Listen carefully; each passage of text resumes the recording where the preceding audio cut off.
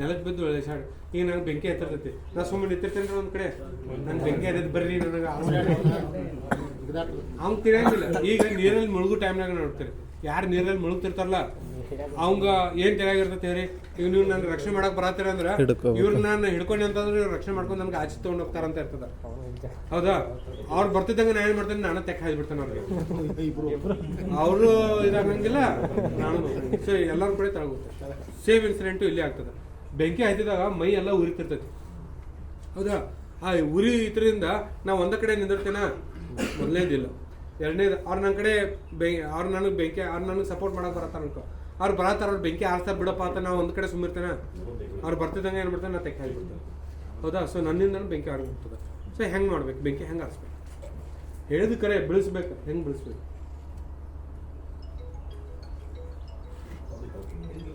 ಹಾಂ ಹಿಂದೆ ಆಯ್ತು, ನಾ ಈಗ ಮುಂದೆ ಓಡಿ ಹೋಗ್ತಿರ್ತಾನೆ, ಹಿಂದಿಂದ ಓಡಿ ಬರ್ತಾರೆ. ನಾ ಹಿಂಗೆ ಹೊಳಿತಾರೆ. ಹಿಂಗೆ ಒಬ್ಬ ಮನುಷ್ಯ ಬೆಂಕಿ ಹತ್ಕೊಂಡು ಅವ್ನು ನಮ್ಮ ಕಡೆ ಓಡಿ ಬರತ್ತಾನಂತಂದ್ರೆ ನಾವು ಇನ್ ಕೇಸ್ ನಾವು ಓಡೋದು ಅಂತಂದ್ರೆ ಏನಿಲ್ಲ, ಅವನಿಗೆ ನಾವು ಉಳಿಸ್ಬೇಕಂತಂದ್ರೆ ನನ್ನ ಲೈಫ್ನ ನಾನು ರಿಸ್ಕಲ್ಲಿ ತೊಗೊಳ್ಳೇಬೇಕು. ಆಮೇಲೆ ಇದೊಂದು ದೊಡ್ಡ ಚಾಲೆಂಜನೇ ಆಗುತ್ತೆ.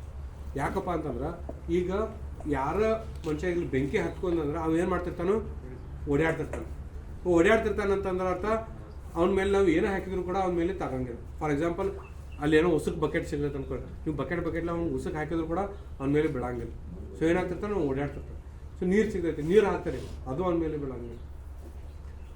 ಅಲ್ಲಿರೋದು ಒಂದೇ ಒಂದು ಆಪ್ಷನ್ ಏನಪ್ಪ ಅಂತಂದ್ರೆ ಅವ್ನ ಕೆಳಗೆ ಬೀಳಿಸ್ಬೇಕು, ಕೆಳಗೆ ರೋಲ್ ಮಾಡಬೇಕು.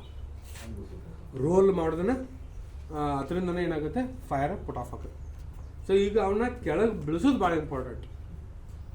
ಯಾಕಂದ್ರೆ ಅವ್ನು ಓಡಾಡ್ತಿರ್ತಾನೆ, ಅವನು ಬೀಳಂಗಿಲ್ಲ.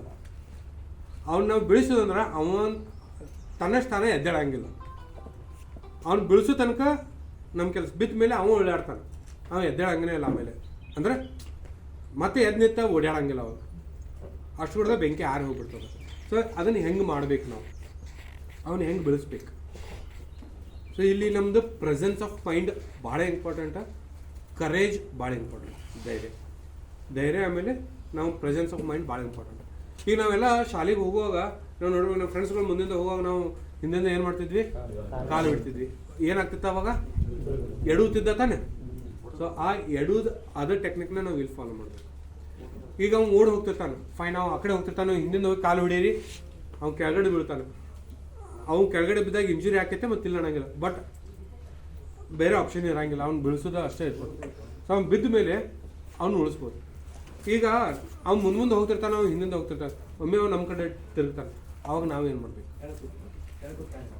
ಸೊ ಇಲ್ಲಿ ಏನಂತಂದ್ರೆ ಅವ್ನು ಮೆಂಟಲಿ ಏನು ಅವ್ನು ಇದಿರ್ತೈತಂದ್ರೆ ನಾವು ಓಡಿ ಬರ್ಬೇಕಷ್ಟೇ. ಅವ್ನು ಓಡಿ ಬಂದು ಅವ್ನು ತೆಕ್ ಹಾಯ್ದ್ರಿಂದ ಅವ್ನು ನನ್ನ ಬೆಂಕಿ ಆರಿಸ್ತಾನೆ ಅನ್ನೋದು ಅಷ್ಟೇ ಇರ್ತದೆ.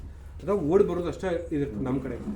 ಸೊ ಇಲ್ಲಿ ನಾನು ಹೇಳಿದೆ ಪ್ರೆಸೆನ್ಸ್ ಆಫ್ ಮೈಂಡ್, ಕರೇಜ್ ಭಾಳ ಇಂಪಾರ್ಟೆಂಟ್ ಅಂತ ಹೇಳಿ. ಪ್ರೆಸೆನ್ಸ್ ಆಫ್ ಮೈಂಡ್ ಅಂದರೆ ಏನಪ್ಪ, ನಮ್ಮ ಕಡೆ ಬರ್ತಿರ್ತಾನೆ, ನಾವು ವೇಟ್ ಮಾಡಬೇಕು. ಅವ್ನು ಬರೋ ತನಕ ವೇಟ್ ಮಾಡಬೇಕು, ಎಲ್ಲಿ ತನಕ ಹತ್ರ ಬರೋ ತನಕ ನಾವು ವೇಟ್ ಮಾಡಬೇಕು. ಸೊ ಇಲ್ಲಿ ನೆಕ್ಸ್ಟ್ ಏನಂತಂದ್ರೆ ಅವ್ನು ಬರ್ತಿದ್ದಂಗೆ ಅವ್ನು ಚೆನ್ನಾಗಿ ಏನಿರ್ತೈತಿ, ನಾವು ತೆಕ್ ಹೊಯ್ದು ಅಷ್ಟೇ ಇರ್ತದೆ. ಅವ್ನು ಹತ್ರ ಬರ್ತಿದ್ದಂಗೆ ನಾವೇನು ಮಾಡಬೇಕು, ನಾವು ಕೇಳ್ಕೊಂಡಿರ್ಬೇಕು. ನಾವು ಕೆಳಗೆ ಕೂತ್ವಿ ಅಂತ ಹೇಳ್ಬಿಟ್ಟು ಅವ್ನು ಕೇಳ್ಕೊಂಡಂಗಿಲ್ಲ, ಇಲ್ಲ ಬಿಡಂಗಿಲ್ಲ. ಅವ್ನು ಅದೇ ಸ್ಪೀಡ್ಲೇನೋ ಓಡಿ ಬರ್ತಿರ್ತಾನೆ, ಅವ್ನು ಯಾವುದೇ ಕಾರಣ ಕೇಳ್ಕೊಂಡಂಗಿಲ್ಲ. ನಾವು ಕೆಳಗೆ ಕೂತ್ ಕಾಲು ಅಡ್ಡ ಹಾಕೋದ್ರಿಂದ ಎಡಿವು ಬಿಟ್ಟು 100% ಕೇಳ್ಬಿಡ್ತಾರೆ. ಈಗ ನಿಮ್ಮ ಕೈಯಾಗ ಅವಾಗ ಏನಾರು ಕಟ್ಟಿಗೆ ಸಿಕ್ತು, ಅದು ಸಿಕ್ತು, ಭಾಳ ಚಲೋ ಪ್ಲಸ್ ಪಾಯಿಂಟ್ ಅದು ನಮಗೆ. ಹಂಗಿತ್ತಂದ್ರೆ ನಾವು ದೂರಿಂದ ನಾವು ಹಂಗೆ ಅಡ್ಡ ಹಾಕ್ಬೋದು, ತಳಗೆ ಬೆಳೆಸ್ಬೋದು, ಹೆಂಗೆ ಮಾಡ್ಬೋದು. ನನ್ನ ಕಡೆ ಏನೂ ಇಲ್ಲ ಅಂದಾಗ ನಾವು ಇದನ್ನು ಮಾಡಬೇಕು. ನನ್ನ ಕಡೆ ಏನೂ ಇಲ್ಲ. ಈಗ